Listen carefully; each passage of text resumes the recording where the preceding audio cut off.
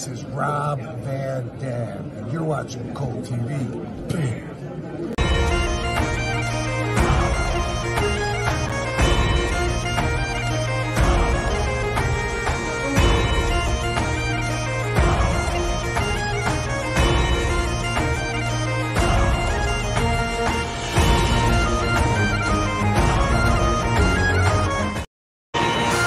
Greetings and salutations, everybody, and welcome to our WWE Clash at the Castle prediction show. I'm XLJ, the OG, joined by my partner, my brother from another mother, Mr. B-Roll. It kind of makes you want to dance, huh? Yeah, I mean, I'm like ready to go, like marching up on a castle or something, and I'm ready to eat some Scotch eggs, go to like a freaking an Irish festival, and of course, watch Clash at the Castle, because that's what it's all about. This Saturday, coming to you live over on Peacock. It is going to be an awesome show. WWE has been knocking it out of the park with their pay-per-views, damn it. I'm not going to call it what they call it. You can call it if you want to call it that, B-Roll, but it's a pay-per-view to me, damn it. yes, I mean, what a week the WWE has gifted us. First, we had meat from Arby's, meat week. I know, yes, right? you thought I couldn't do it. At Arby's. Oh, it's going continue. Don't forget, head on over to Arby's. Use the app for $5 roast beef sandwiches. Just when you thought it was over, folks. Ha ha! That's right. Anyways, continue. We're just trying to be good people. We're trying to help people. We're trying to help people get save a deal money. with Arby's. Yeah, it is a hell of a deal. I mean, so we're trying to save you, the good people, money. But nonetheless, Clash at the Castle is this Saturday, coming to you live from the Hydro, which is cool. I think as a longtime fan, I gotta say, man, about 4 or 5 years ago, I got into ICW, which if you don't know, is Insane Championship Wrestling, which is they run over there, and they've run the Hydro before, so it's a pretty cool, badass arena. So it's gonna be exciting to see this show. On a scale of 1 to 10, how excited are you for Clash at the Castle, B-Roll? Okay. All jokes aside. All jokes aside. You want to know what I'm most excited about? Other than the start time, what? I was gonna say 2 o'clock start time. Mm-hmm. It is a beautiful thing, especially as you get older. Mm. 2 o'clock start time. Want to have like some Scottish eggs, you know? And oh yeah. But what else are you excited about, though? Is that literally it? That's it. That's meat week at Arby's. Trying to hype this show up, bro, and you're just like, I'm excited about the start time and Scottish eggs and Arby's. I love you, buddy. Oh. Well, hey, nonetheless, I'm a simple man. I'm a simple man. Kind of man, but no, Clash Castle this Saturday. We've got 5 matchups, and so let's just get kind of right into it and give you our predictions and our thoughts on what's going to happen this Saturday at Clash at the Castle. Kicking us off here, let's talk about it. Your WWE Women's Tag Team Championship match is going to be up. The tag titles up for grab in this triple threat, as Bianca Belair and Jade Cargill defend their tag team championships against the tandem of Zoe Stark and Shayna Baszler. And let's talk about the home country's own Isla Dawn and Alba Fire. I got it right. Yay! She'll still always be Kaylee Ray to me, damn it. But nonetheless, should be a fun triple threat matchup, I think. All of these ladies are phenomenal in the ring. They're fun to watch. I like how they work together. Of course, I mean, it's been a minute since we've seen Alba Fire and Isla Dawn on our televisions, but obviously it makes sense. Where we're going over in Scotland, that they should be involved in this matchup. What do you think about this matchup for the tag team championship? And is Bianca and Jade, is this their toughest challenge today? Well, in wrestling terminology, you would say yes, this would be their toughest challenge to date, because they do not have to be factored into the pinfall to lose the championships. So there's that aspect of it, right? Mhm. You have one tag team with the home field advantage, basically. I mean, that crowd is probably gonna be hot, and I mean, Oh, I'm so excited for this crowd. yeah, I mean, they're gonna be hot in general, but when they're like the home team comes out, basically, they're gonna be really hot. They're gonna be really hot. I'm I'm saying a lot. crowd. We were talking earlier what we're excited about the most. I think the crowd is the one thing I'm excited for the most, man, because I'm telling you, seriously, do yourself a favor. Go over, because I love plugging shit. You know me. Go over to Triller TV, get you a subscription, and you can actually access some of ICW's previous shows. They're awesome.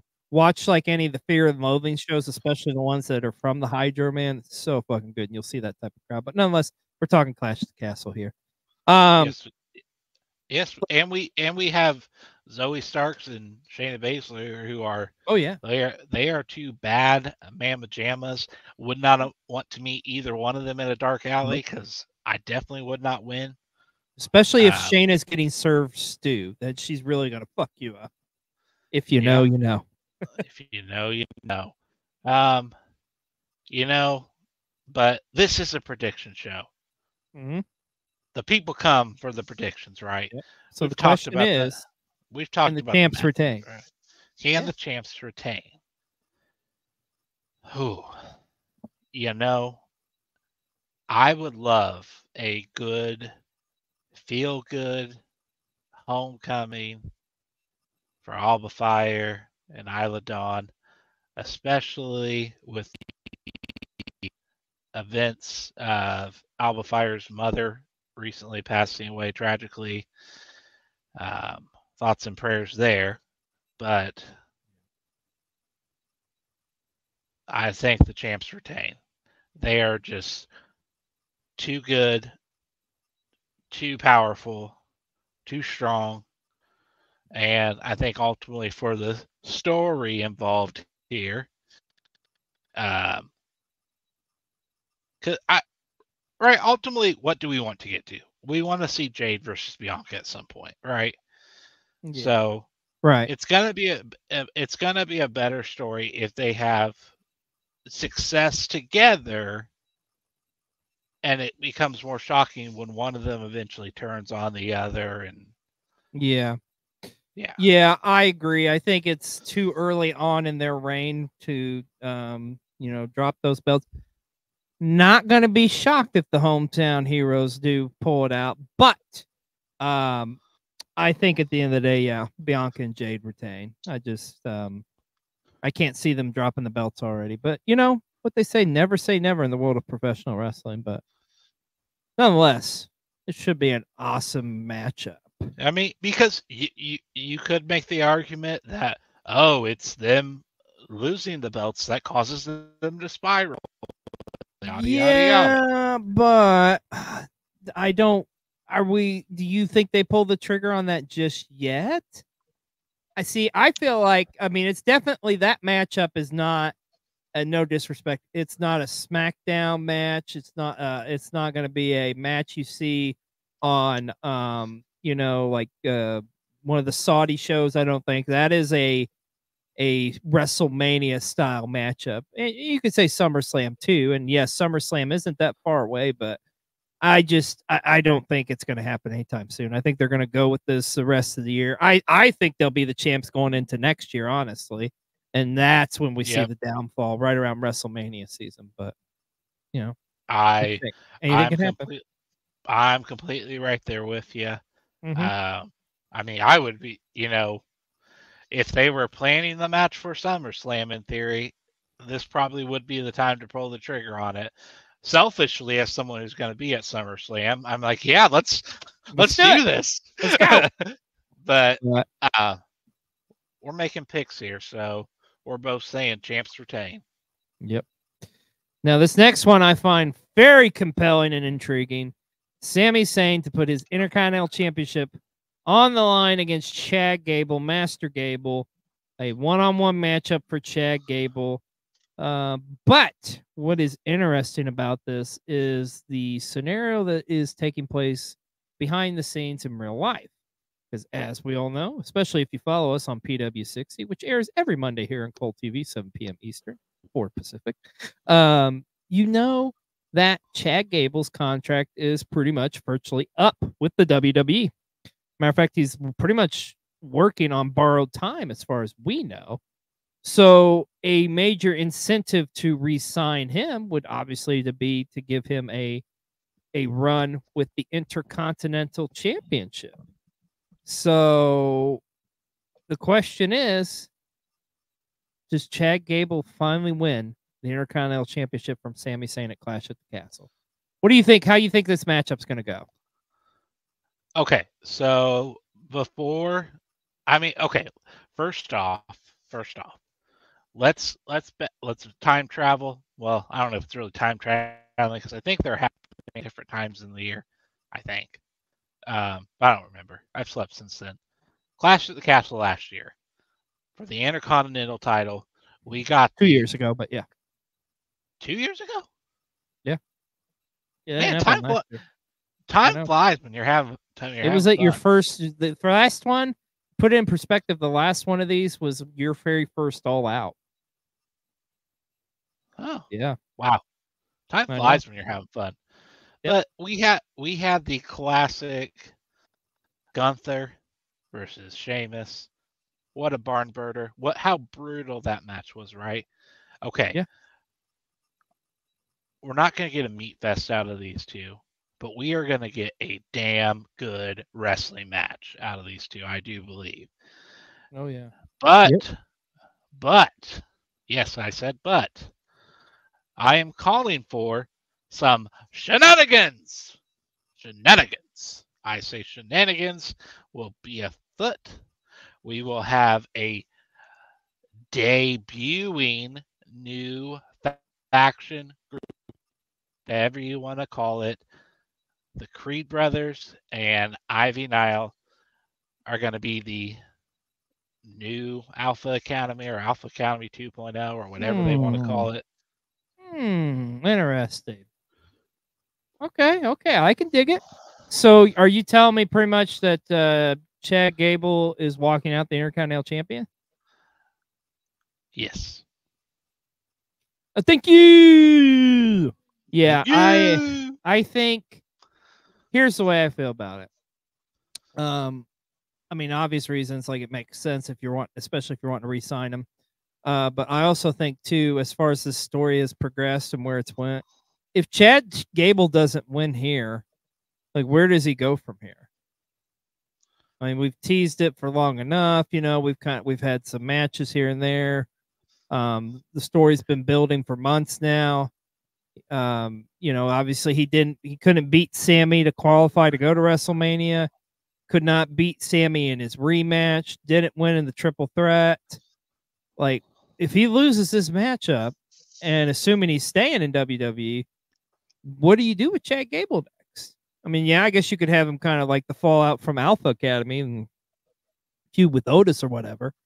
But I think this is it. I think Chad Gable finally gets his moment, wins the Intercontinental title.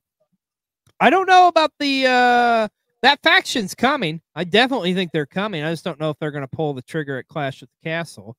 I feel like what's going to happen is I think they're going to continue to play out the stuff that's going on with like turmoil in Alpha Academy with like Gable and Otis. And I think what's going to happen is Otis is going to look to like lay into Gable or do something, hit Sammy, and it's going to cost Sammy the title and inadvertently, and Chad Gable gets his moment, and it's like, oh, everything's great and stuff. And we get a slow build to Chad Gable and Otis on down the line for the IC title. So, but I think we're in agreement. I think if any title is changing hands at Clash at the Castle, it's going to be the Intercontinental title. Of course, we've got plenty more title matches to talk about, but I think we're both in agreement. Sammy is probably going to drop the belt to Chad Gable. But like you say, it should be a damn good wrestling match. May probably steal the show too. I think so. Yeah. I mean, by hook or by crook, I think we're going to get there to where Chad Gable is your new. Oh, hey, it would be kind of cool and kind of douchebaggish of like if he was having a celebration and Alpha Academy was out there and then the new faction like debuted on Raw and like took out Alpha Academy. That'd be kind of cool too. Yeah. Sorry. Yeah. I'm thinking out loud here. Wrestling brain. It's okay. Yeah. So, well, we've got more title matches to talk about, and this is an exciting one. You've got your WWE Women's World Championship is on the line as champion Bayley defends against, once again, another hometown hero. There's a theme here, folks. We've got Piper Niven is going to challenge Bayley, and arguably, Piper's had title shots before on pay-per-view shows, but matter of fact, I think she had a shot at the Royal Rumbles one, I remember. But anyways, this is easily going to be the biggest match of her WWE career so far. Maybe the biggest match of her career yet. And hey, she's had some successful moments happen at the Hydro there in Scotland. So I'm excited for her. I feel more connected to this match and connected to Piper Niven from her passionate promo she cut on SmackDown a week earlier. I think it makes it all the more interesting. It's going to be a compelling story they tell, and that pop for her is going to be nuts, man. When Piper comes through the Kurt man there, and she's going to have Chelsea with her too, her bestie. Bayley, I love you, but man, you have got your hands full at Clash at the Castle. Yeah. What do you think about this matchup, and can the unthinkable possibly happen and Piper Niven get the W here? Well, it's wrestling, and anything is possible in wrestling. Mm-hmm. Never say never. But okay, this is gonna come off as greedy wrestling fan. Okay, so I'm looking into my wrestling crystal ball. Okay, I'm excited for this matchup, right? But do Yeah. you want to know? You want to know what I'm more excited for? SummerSlam?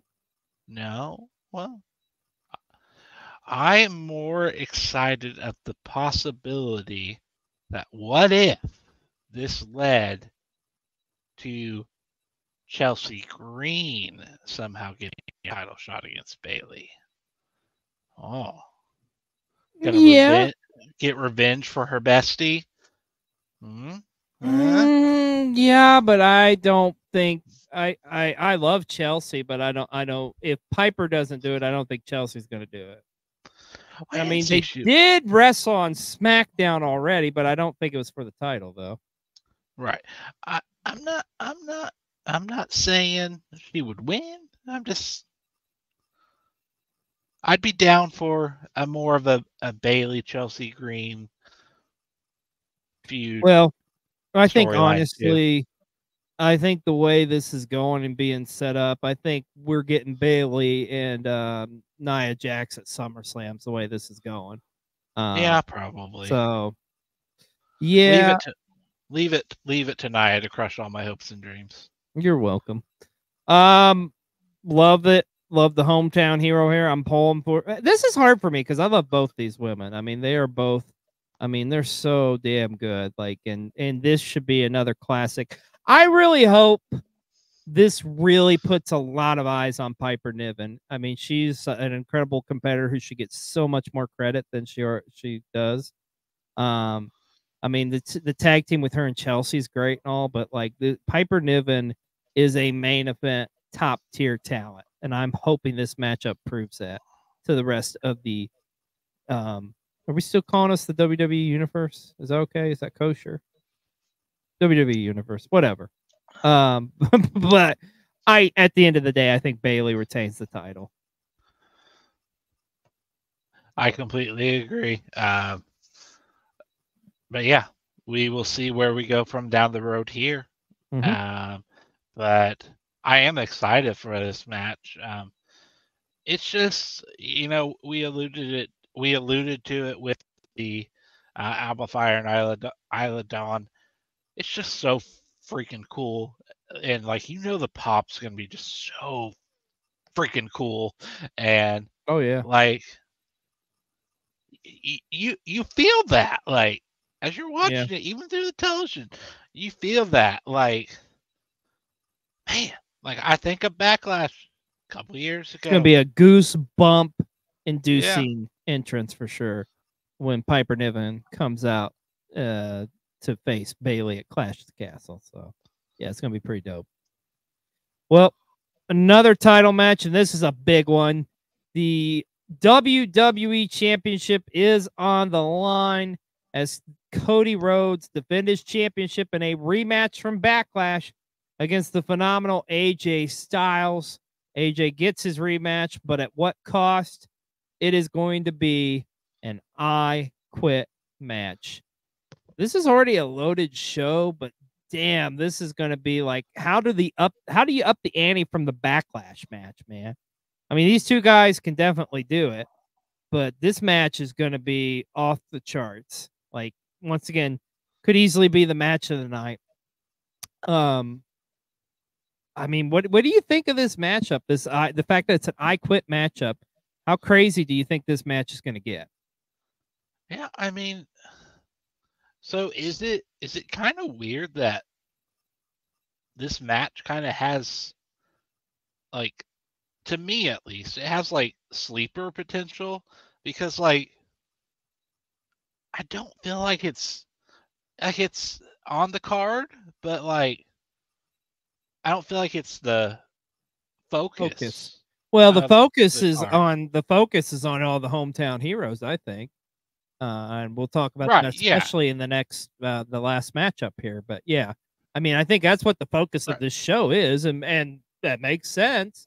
I mean, hell, Right. go back to the first Clash at the Castle, the focus was Drew. So I mean, it Yeah. is what it Yeah. is. Yeah. It is what it is, but it's, man, it's hard to imagine these two wrestlers in a wrestling match, no matter what the stipulation, not delivering. Yeah, Um, both great veterans, storytelling. Um, it's gonna be great. It's gonna be great. Yeah, and I great. definitely feel like I think this is the blow off match. I mean, because I don't know how you're going to top an I Quit match, unless you do something even crazier, which they could. But I mean, come on, man. Do we I mean, really got to like who's gonna win this? I mean, come on, man. Come on. Come I on. mean, they do say good Come on, things man. come in threes. I mean, okay, so But how I'll do you put it top this an I way. Quit match? I I would say the only place you go from here would be off match, but Would be a what? it probably is the blow off match. But I'm just speculating Yeah. that the only way you could is Hell in the Cell. Hell in a Cell. I was thinking that too. Yeah. Um, but seriously, as far as picking a winner, I mean, I mean, if there's any matchup on this show where Adrenaline in my I mean, come soul. on, man. That's the thing with Cody's run right now is like these are all great matches and stuff. And I think that's why people kind of complain and harp on it because it's just like at the end of the day, you know who's going to win. But here's the thing, folks. So Think okay, about this. Go ahead. No, go ahead.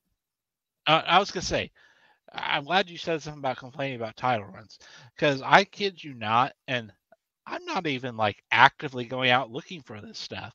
I swear to the good Lord above that I have seen a complaint about like like a different one for like every title reign right now.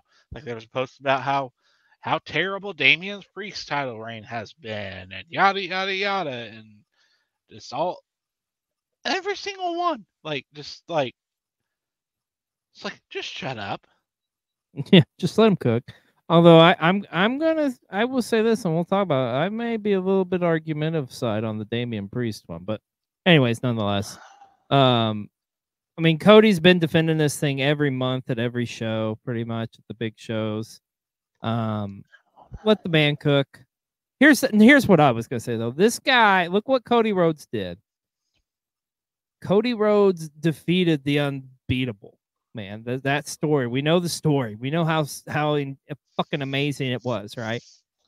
And it's like now I think fans are just like, okay, well, Cody's the guy that beat Roman, but do you really think the guy who beat Roman is going to drop the belt like 3 months, 4 months later or whatever? See, the thing is, folks, we are still in a WrestleMania hangover. And in my time as a wrestling fan, I gotta say, I don't ever remember where we're and let me say this isn't a bad thing. It's a good thing to a certain extent. I don't remember ever being a WrestleMania hangover that's lasted this long because it still feels like this WrestleMania just happened like last week or something. And it was so fucking good and so revisited and you can watch it over and over again, especially if you have a Peacock subscription. That's only $5.99 a month with commercials. Anyways, I love plugging shit. The thing is, though, seriously, it's with you got, like I said, we gotta let him cook, man. Let him cook. This is just a rivalry for Cody to kind of build up his title reign. Let's see where we go from here. But this should be a fucking amazing matchup, man. Do we know who's gonna be the winner? Yes. Is it predictable? Yes. But what's our buddy Hambone say? That's right. It's okay if it's predictable as long as it makes sense. There you go, people. So take a chill pill and just enjoy the show. So, well, we got one more match to talk about, and it's the big one. Arguably, probably going to be the main event at Clash of the Castle, I would assume. Damian Priest defends his World Heavyweight Championship against the Scottish Warrior, his hometown, the man who has had great success in the Hydro before, Drew McIntyre. This is a match in the making. We know Drew's story, obviously. We know waiting to get the moments right. Finally gets the moment at Mania this year, but he kind of screws himself over. Damian is the guy essentially who kind of ruins that moment, even though all the blame is on another individual. So here we have full circle. Drew, the ball's in your court. It's your hometown. You're in Scotland.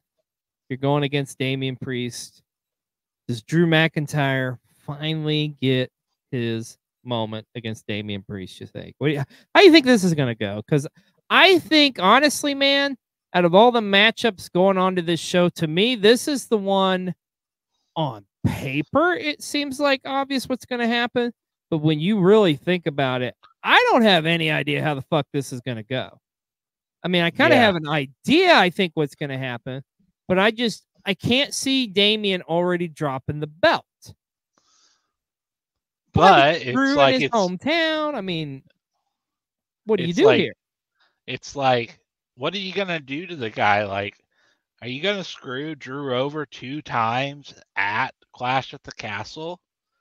Like, is that really gonna happen? Like, that's that's fascinating to me. That's something I didn't even think about. The fact that Drew did not win against Roman at the first Clash of the Castle. There's no way he's going to lose it too, is he? I mean, and another interesting note that I recently just saw, I think, like the anniversary of when he originally got cut from WWE, like just recently happened. Oh, that's true. Yeah. So, but I don't know. This is oh man, okay. Probably the toughest this isn't one, as cookie cutter as people think it is. You know. Yeah. Okay. Okay. So can I give you? Go ahead. Yeah, Judgment Day is barred from ringside, right? Yeah, we know that. Okay, we know that. But there's a certain individual who's not barred from ringside. That's the thing. I think the obvious answer, the obvious way this goes, is CM Punk shows up at Clash at the Castle and costs Drew his moment yet again. But okay, let me ask you this. So if you're Punk, though, do you really want Drew to lose again? Because it's obvious you get back and are cleared to wrestle, which fingers crossed is SummerSlam. I feel like wouldn't you want to be going for the world title, which would be on the guy who you hate? Or will his like bitterness and his hatred come through to where, like, you know what, screw it, fuck Drew McIntyre, I'm going to cost him his moment in his hometown.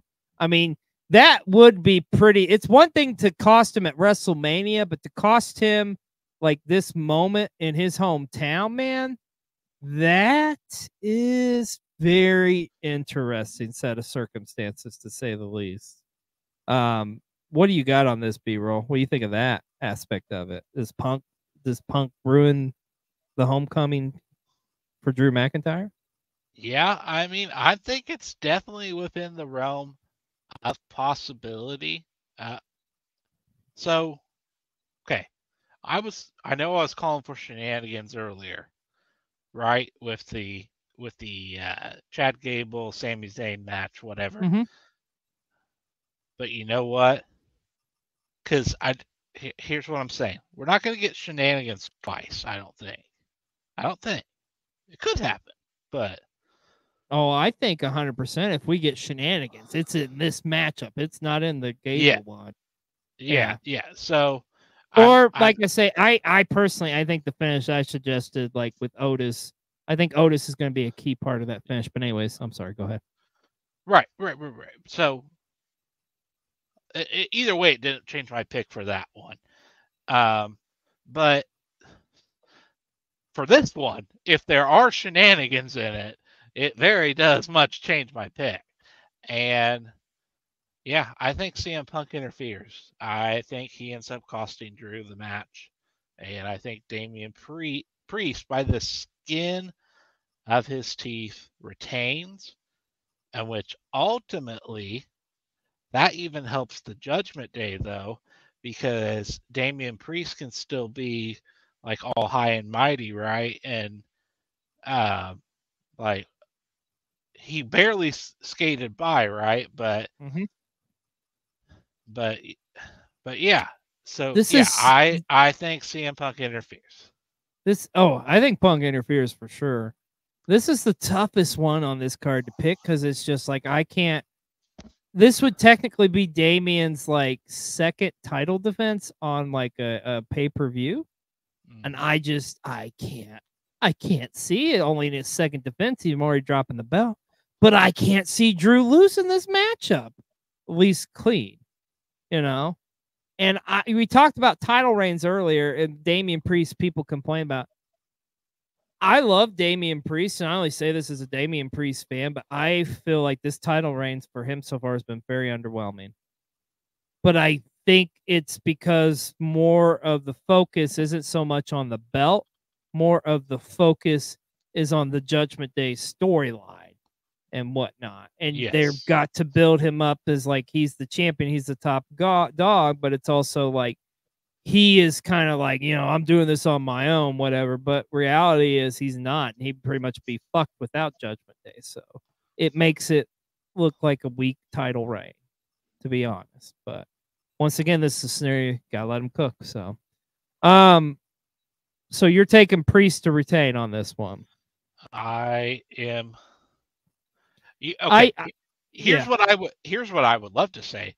If Punk's not going to interfere, I'm going to say, yeah, Drew wins. But I can't use a cheat code there and be able to have it both ways, right? I mean, this isn't Burger King. I can't have it my way. Like, no, you can't. Or that Subway. I think it's both. But anyways, I think back in the day it was Burger King, but now it's Subway. But regardless, it's both. So yes, I'm picking Damian. Yeah. It's so hard. Because you brought up such a good point, man. Does Drew really lose at two of these damn things back to back? And this one especially, man, it's got so much special meaning to him. Oh, it's tough. But then again, if I'm thinking about this from a storyline perspective of what's best for business, I honestly think what's best for business here is, like you say, Damian retains. we build to like continue building that story, and then we've got even more fuel to the fire of Punk and Drew. Let me say this, like you say, if Drew loses this, it's because of CM Punk. Like, Drew's not losing this match clean. There's no fucking way. But if Drew loses, it is because CM Punk, clearly. And I think that's your safe bet. Yeah. The CM Punk Drew feud makes sense both ways, right? Mm-hmm. Okay, if he cost him the belt, okay, yeah, that continues the feud. If Drew wins the belt, okay, yeah, the title's what Drew wants, or what Punk wants. So, yeah, it makes sense either way. But it makes more, like I say, it makes more sense, and we get more longevity out of it because of like, okay, if Drew wins it, then obviously he's going to go up again. We know at some point in time, probably sooner than later, we are getting Drew McIntyre and CM Punk. There's no doubt about that. It's just a matter of like when that's going to happen, and if it's going to be sooner than later, SummerSlam, then I don't see him putting the belt on him. And plus, too, you get once again, you get Damian has a longer run.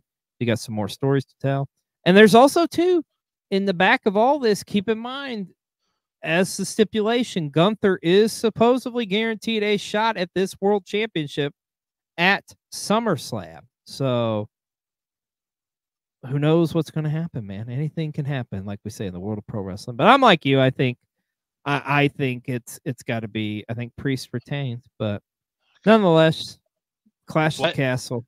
I'm excited for it. What match would you rather see at SummerSlam? Gunther versus Damian or Gunther versus Drew? Do you want the honest answer? Yes. Neither. Okay. I mean, I guess, and I mean that is no disrespect to either, but I don't find either of them appealing. You want to know what I find appealing for Gunther at SummerSlam? If he's going for a title, you know what I find appealing, what I want to see. It writes itself. Gunther against that guy on the screen right there that's not holding a sword, but his front and center. Gunther and Cody Rhodes. That's the matchup that makes sense. But I don't think they're going to pull the trigger on that, just yet. I think looking ahead in the future, hey, it's a prediction show, right? So we can look ahead in our crystal ball. I think you're going to get Cody and Randy at SummerSlam because that's some low hanging fruit. You could do so much with that, and that match needs to happen. So, let me throw, because me personally, I'd be okay with a Drew Gunther match, big meaty men slapping meat. It'd be brutal. I guess if I'm forced to pick out two, I probably would say Drew. No disrespect to Priest, but okay. Now let me throw one more monkey wrench into our crystal ball. Okay. Isn't Money in the Bank before SummerSlam? It is. What if Drew wins at Clash of the Castle to win the belt? Retains against somebody at Money in the Bank, or maybe doesn't even have a match. Has a match set up for SummerSlam with Gunther. Yeah. Which is gonna be brutal. Yeah. CM Punk, who is your Money in the Bank winner, cashes in on him. No, I don't. I see. Here's the thing: when Punk is cleared, it's him and Drew one-on-one. They're not. I don't see him going into Money in the Bank. It could happen, but I don't. No, I don't think they go that route. But you just presented something I find very fascinating because it is a fast way you could get the belt off of Drew going into SummerSlam if they go that route. Because I don't know. They call me greedy because we're going to be at SummerSlam, but I truly think Drew McIntyre and CM Punk are going to meet at SummerSlam. Yeah. I don't know. It's like we say, dude, anything can happen in the world of pro wrestling. But speaking of which, anything can happen in the world of pro wrestling. We've been seeing that a lot lately, especially in WWE. Let's talk about this. Is it a possibility we get to Clash at the Castle and this happens. Say his name and he appears. I believe in Joe Hendry. Can it actually happen? If it happens, that fucking place is going to explode. A lot of people online are speculating. Okay. Like your head's exploded just thinking about it, right? I mean, I knew we were gonna get there eventually, right? Oh yeah. And I can't believe you cut it off at literally the end, almost the entire best part of the song where it rips into that righteous guitar solo. Like, oh my gosh! But are you happy? I am. I am. But no, seriously. in all seriousness, can we get that moment? If we get that moment, is Clash at the Castle like one of the greatest pay-per-views of all time? If we get that moment, I'm going to say yes. Yes, it is. If it happens, here's how I'm going to anticipate it happening. I'm thinking of a realistic way it could happen. I have an idea of how it could happen. I hope yours is more fun than mine. Well, let me say this. I think the greedy professional wrestling fans would love it if he was somehow involved in helping Drew McIntyre or something. It's not going to happen that way. There's no fucking way.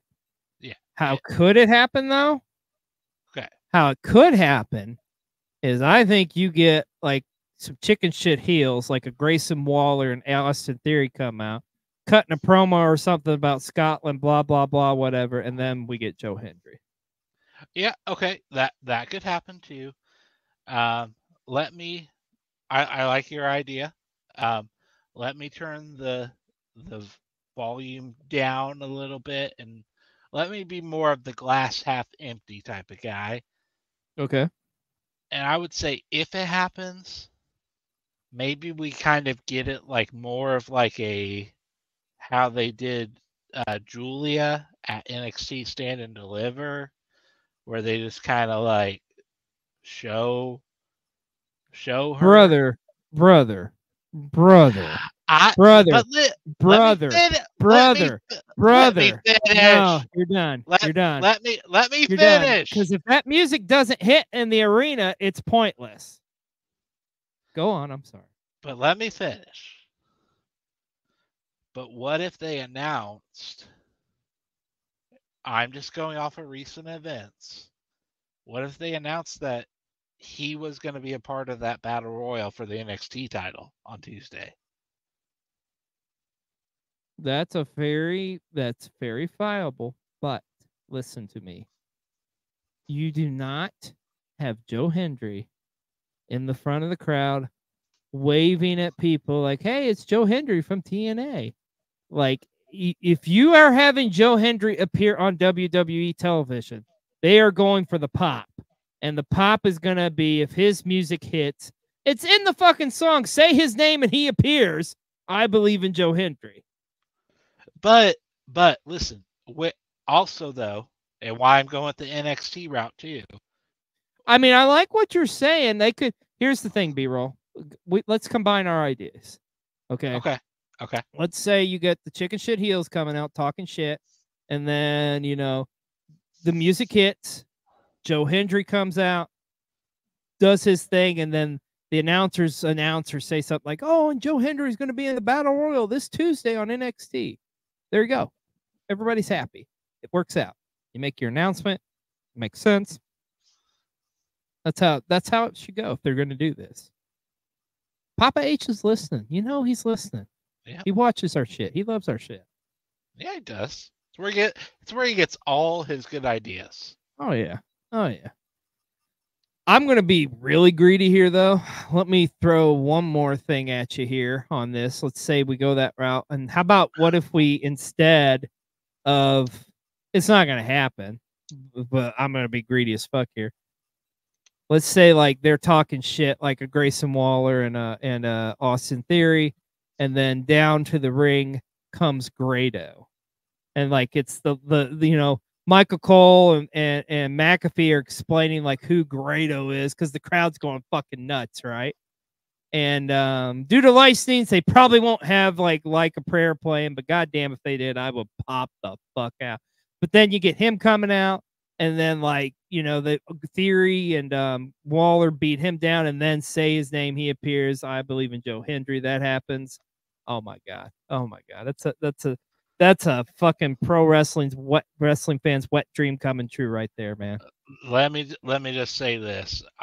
Yeah.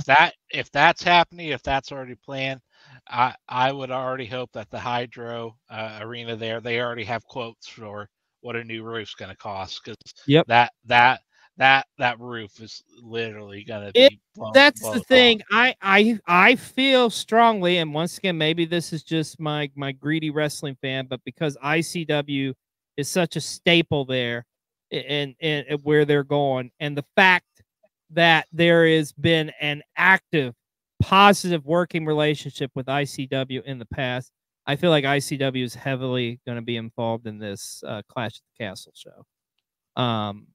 Because hell, let me put it to you this way: like Triple H showed up on an ICW show, for God's sakes.